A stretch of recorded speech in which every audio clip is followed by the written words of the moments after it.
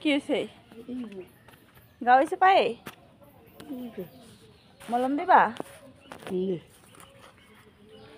গামায় দেখি দিছে দেখি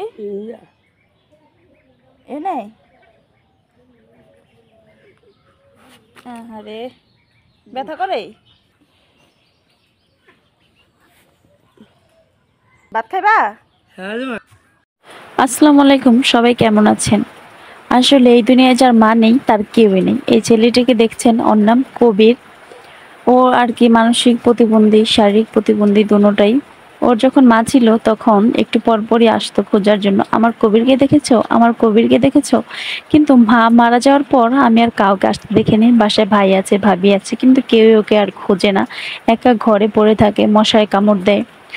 কি আর করার, যদি মা না থাকে দুনিয়ায় কেউই থাকে না। আর যদি হয় এরকম পাগল, তাহলে তো কোনো কথাই নেই। ওর আর এই দুনিয়ায় কেউই নেই।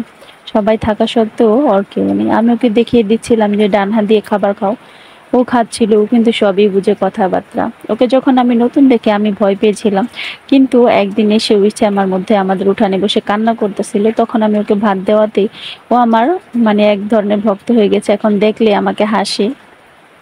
আর মানুষ, ভালো মানুষ আপনার সাথে বেইমানি করবে, কিন্তু বোবা জাত আর এরকম পাগল কখনো আপনার সাথে বেইমানি করবে না।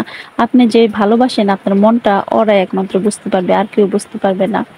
একদিন ওকে ভাত দেওয়াতে ও এখন বারবারই আমার এই উঠানে আসে, বেঞ্চটার ভিতরে বসে আমাকে ডাক পড়া শুরু করে। দেখুন, ওর মনেও কি ধরনের একটা মায়া এরকম। ও হাঁস মুরগিকে ভাত দিচ্ছিল ওর ভাত থেকে, তাহলে আমি কেন পারবো না আমার ভাত থেকে ওকে দুমুঠো ভাত খেতে দিতে? আজকে আমি গুড়া মাছ আর পাঙ্গাস মাছের মাথা দিয়ে পুঁই শাক রান্না করেছিলাম, এটাই ও খাচ্ছিল। যা ছিল তাই খাচ্ছে, হয়তো আরেকদিন ওকে ভালো কিছু খাওয়াবো।